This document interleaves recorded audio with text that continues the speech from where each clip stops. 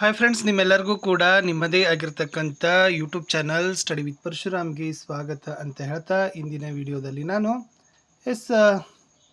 6ನೇ ತರಗತಿ ಕೋರ್ ವಿಷಯ ಸಮಾಜ ವಿಜ್ಞಾನದಲ್ಲಿ ಒಂದು LBA ಆಧಾರಿತ ಪ್ರಶ್ನೆ ಪತ್ರಿಕೆಯನ್ನು ಪೋಸ್ಟ್ ಮಾಡ್ತಾ ಇದ್ದೀನಿ. ಸೊ ಅದು ಬಂದುಬಿಟ್ಟು 3 ಪಾಠಗಳನ್ನು ಸೇರಿ ಒಂದು LBA.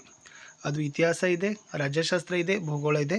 ಸೊ ಇದೇ ಥರನಾಗಿರ್ತಕ್ಕಂಥ 6ನೇ ತರಗತಿಯ ಎಲ್ಲ ವಿಷಯಗಳಲ್ಲಿ LBAಗಳು ಸಿಗ್ತವೆ. ಯಾರಿಗೆ PDF ಗಳು ಬೇಕು ಅನ್ನೋರು 9964050759ಗೆ ವಾಟ್ಸಪ್ಪಲ್ಲಿ ಮೆಸೇಜ್ ಮಾಡೋದರ ಮೂಲಕ ಅವುಗಳನ್ನು ಪರ್ಚೇಸ್ ಮಾಡ್ಬೋದು. ಸೊ ವಿಡಿಯೋನ ಲೈಕ್, ಶೇರ್ ಮತ್ತು ಸಬ್ಸ್ಕ್ರೈಬ್ ಮಾಡೋದನ್ನು ಮಾತ್ರ ಮರೆಯದಿರಿ ಅಂತ ಹೇಳ್ತಾ ಈ ಪ್ರಶ್ನೆ ಪತ್ರಿಕೆಯನ್ನು ನೋಡೋಣ. ಪಾಠ ಆಧಾರಿತ ಮೌಲ್ಯಾಂಕನ LBA 2025-26, ತರಗತಿ 6, ವಿಷಯ ಸಮಾಜ ವಿಜ್ಞಾನ. ಅಧ್ಯಾಯ 12 ಉತ್ತರ ಭಾರತದ ಪ್ರಾಚೀನ ರಾಜಮನೆತನಗಳು, 17 ಪ್ರಜಾಪ್ರಭುತ್ವ, 22 ಏಸಿಯಾ ಖಂಡ. ಸೊ ಮರುಸಿಂಚನದಲ್ಲಿ ಉತ್ತರ ಭಾರತದ ರಾಜವಂಶಗಳು ಒಂದು ತುಲನಾತ್ಮಕ ಅಧ್ಯಯನ 17ನೇದು ತಗೊಂಡಿದ್ದೀವಿ. 24 ಮೂಲಭೂತ ಹಕ್ಕುಗಳು ಮತ್ತು ಕರ್ತವ್ಯ, 28 ಖಂಡಗಳು.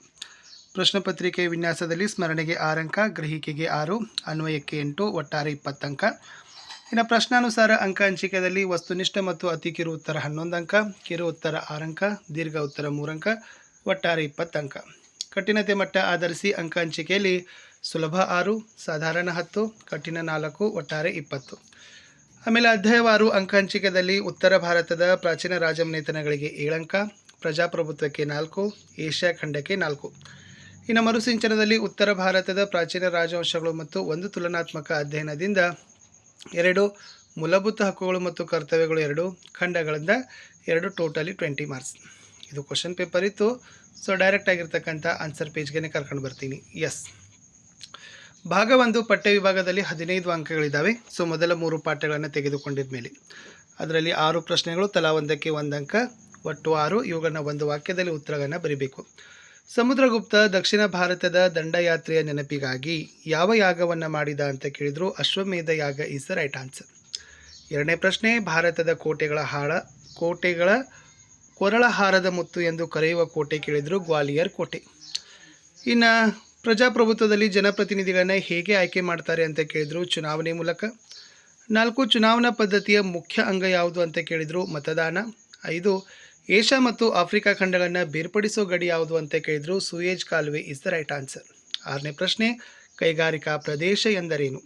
ಕೈಗಾರಿಕೆ ಮತ್ತು ಕೈಗಾರಿಕಾ ಚಟುವಟಿಕೆಯುಳ್ಳ ಪ್ರದೇಶವನ್ನೇ ನಾವು ಕೈಗಾರಿಕಾ ಪ್ರದೇಶ ಅಂತಾನೆ ಕರೆಯೋದು. ಇನ್ನು ನೆಕ್ಸ್ಟ್ ಇರೋದು 2 ಅಂಕದ 3 ಪ್ರಶ್ನೆಗಳಿದ್ದಾವೆ. ಸೊ ಟೋಟಲ್ ಇಲ್ಲಿ 6 ಇದ್ದಾವೆ. ಭಾರತದ ಇತಿಹಾಸದಲ್ಲಿ ಆಳ್ವಿಕೆ ನಡೆಸಿದ ರಜಪೂತ ಮನೆತನಗಳನ್ನು ತಿಳಿಸಿ ಅಂತ ಕೇಳಿದರು. ಗುರ್ಜರರ ಪ್ರತಿಹಾರರು, ಪಾಲರು, ಚೌಹಾಣರು ಮತ್ತು ಗುಹಿಲರು. ಇನ್ನು ಮತದಾನದ ಮಹತ್ವ ಕೇಳಿದ್ದಾರೆ. ಪ್ರಜೆಗಳು ತಮಗೆ ಇಷ್ಟವಾದ ಪ್ರತಿನಿಧಿಗಳನ್ನು ಚುನಾವಣೆ ಮೂಲಕ ಆಯ್ಕೆ ಮಾಡ್ತಾರೆ.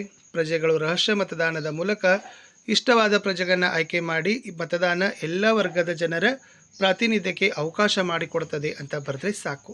ಇನ್ನು 7ರಲ್ಲಿ ಏಷ್ಯಾ ಖಂಡದ ಭೌಗೋಳಿಕ ಅನ್ವೇಷಣೆಯನ್ನು ತಿಳಿಸಿ ಕೇಳಿದರು. ಸೊ ಏಷ್ಯಾ ಖಂಡ 3 ಕಡೆ ಸಾಗರಗಳು ಮತ್ತು 1 ಕಡೆ ಭೂಭಾಗದಿಂದ ಆವರಿಸಿದೆ. ಈ ಸಾಗರಗಳೆಂದರೆ ಉತ್ತರದಲ್ಲಿ ಆರ್ಕಟಿಕ್ ಮಹಾಸಾಗರ, ಪೂರ್ವದಲ್ಲಿ ಪೆಸಿಫಿಕ್ ಸಾಗರ, ದಕ್ಷಿಣದಲ್ಲಿ ಹಿಂದೂ ಮಹಾಸಾಗರಗಳಿಂದ ಆವರಿಸಿದೆ, ಪಶ್ಚಿಮದಲ್ಲಿ ಯುರೋಪ್ ಖಂಡವಿದೆ ಅಂತ ಬರೆದ್ರೆ ಸಾಕು. ಇನ್ನು 3 ಅಂಕದ ಪ್ರಶ್ನೆ ಇತ್ತು, ಕಳಿಂಗ ಯುದ್ಧದ ಮಹತ್ವವನ್ನು ಕುರಿತು ಬರೀರಿ ಅಂತ ಕೇಳಿದರು. ಇಲ್ಲಿ ಅಶೋಕ ಅಧಿಕಾರಕ್ಕೆ ಬಂದ 8ನೇ ವರ್ಷದಲ್ಲಿ ಕಳಿಂಗ ರಾಜ್ಯದ ಮೇಲೆ ಯುದ್ಧ ಸಾರಿದ. ಕಳಿಂಗ ರಾಜ್ಯ ಇಂದಿನ ಒಡಿಶಾ ರಾಜ್ಯದ ಭಾಗವಾಗಿದ್ದು ಇದರ ಮೇಲೆ ಅಶೋಕ ಯುದ್ಧ ನಡೆಸಿದ. ಯುದ್ಧದಲ್ಲಿ ಸಾವಿರಾರು ಜನರು ಪ್ರಾಣ ಕಳೆದುಕೊಂಡರು, 1 ಲಕ್ಷ ಜನರು ಗಾಯಗೊಂಡರು, 1.5 ಲಕ್ಷ ಶತ್ರು ಸೈನಿಕರು ಬಂಧಿತರಾದರು. ರಣರಂಗದಲ್ಲಿ ಸಾವು ನೋವಿನ ಘೋರದ ದೃಶ್ಯಗಳು ಅಶೋಕನ ಮನ ಕಲುಕಿದವು. ಇದರಿಂದ ಅಶೋಕ ತಕ್ಷಣದಿಂದಲೇ ಆ ಕ್ಷಣದಿಂದ ಯುದ್ಧ ಮಾಡದಿರಲು ನಿರ್ಧರಿಸಿದ. ಈ ರೀತಿ ಮನಪರಿವರ್ತನೆಗೊಂಡು ಯುದ್ಧ ಮಾರ್ಗದ ಬದಲು ಧರ್ಮ ಮಾರ್ಗವನ್ನು ಹಿಡಿದ ಸಾಮ್ರಾಟ ಅಶೋಕನನ್ನ ಮಹಾಶಯ ಅಂತಾನೆ ಗೌರವಿಸ್ತಾರೆ. ಮರುಸಿಂಚನದಲ್ಲಿ 5 ಪ್ರಶ್ನೆಗಳಿದ್ದಾವೆ. ಫಸ್ಟ್ ಇತ್ತು, ಯಾವ ಪ್ರಾಚೀನ ರಾಜ ದೊಡ್ಡ ಮತ್ತು ಶಕ್ತಿಯುತ ಸೇನೆ ಹೊಂದಿದ್ದಂತೆ ಕೇಳಿದ್ರು. Option C, Chandragupta Maurya. ಜಾತಿ ತಾರತಮ್ಯ ಎಂದರೇನು ಅಂತ ಕೇಳಿದರು. ಬಹಳ ಆಯ್ಕೆಗಳಿದ್ದಾವೆ. ಎಲ್ಲರನ್ನ ಸಮಾನವಾಗಿ ಪರಿಗಣಿಸೋದು, ಸ್ನೇಹಿತರಿಗೆ ವಿಶೇಷ ಉಡುಗೆ ನೀಡೋದು, ಜನರನ್ನು ಅವರ ಜಾತಿ ಆಧಾರದ ಮೇಲೆ ಅನ್ಯಾಯವಾಗಿ ನಡೆಸಿಕೊಳ್ಳೋದು, ಕೇವಲ ಆಪ್ತ ಸ್ನೇಹಿತರೊಂದಿಗೆ ಆಡೋದು. So the right answer is ಜನರನ್ನು ಅವರ ಜಾತಿ ಆಧಾರದ ಮೇಲೆ ಅನ್ಯಾಯವಾಗಿ ನಡೆಸಿಕೊಳ್ಳೋದು. 3rd ಒನ್, ಮಕ್ಕಳಿಗೆ ಈ ಕೆಳಗಿನವುಗಳನ್ನು ಮಾಡಲು ಅನುಮತಿಸಲಾಗುವುದಿಲ್ಲ ಅಂತ ಕೇಳಿದರು. ಶಾಲೆಗೆ ಹಾಜರಾಗಲು, ಕಾರ್ಖಾನೆಗಳಲ್ಲಿ ಕೆಲಸ ಮಾಡಲು, ಸ್ನೇಹಿತರೊಂದಿಗೆ ಆಟವಾಡಲು, ಕಂಪ್ಯೂಟರ್ ಕಲಿಯಲು. So the right answer is ಕಾರ್ಖಾನೆಗಳಲ್ಲಿ ಕೆಲಸ ಮಾಡಲು ಅನ್ನೋದು ರೈಟ್ ಆನ್ಸರ್. ಇನ್ನು ವಿಶ್ವದ ಅತಿ ದೊಡ್ಡ ಖಂಡ ಯಾವುದು ಅಂತ ಕೇಳಿದರು. Option A Africa, option B Asia, option C Europa, option D Australia. So the right answer is option B Asia.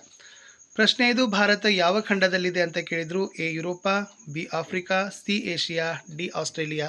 So the right answer is option C Asia ಅನ್ನೋದು ಸರಿ ಇದೆ. ಇಷ್ಟೇ ಇತ್ತು ಈ ಒಂದು LBA ಪ್ರಶ್ನೋತ್ತರ ಅಂತ ಹೇಳ್ತಾ. ಸೊ 6th ಎಲ್ಲ ವಿಷಯಗಳು ಬರ್ತಿದ್ದಾವೆ, ಅವುಗಳನ್ನು ನೋಡಿ ಅಂತ ಹೇಳ್ತಾ ಲೈಕ್, ಶೇರ್ ಮತ್ತು ಸಬ್ಸ್ಕ್ರೈಬ್ ಮಾಡೋದನ್ನು ಮಾತ್ರ ಮರೆಯದಿರಿ. ಬಾಯ್.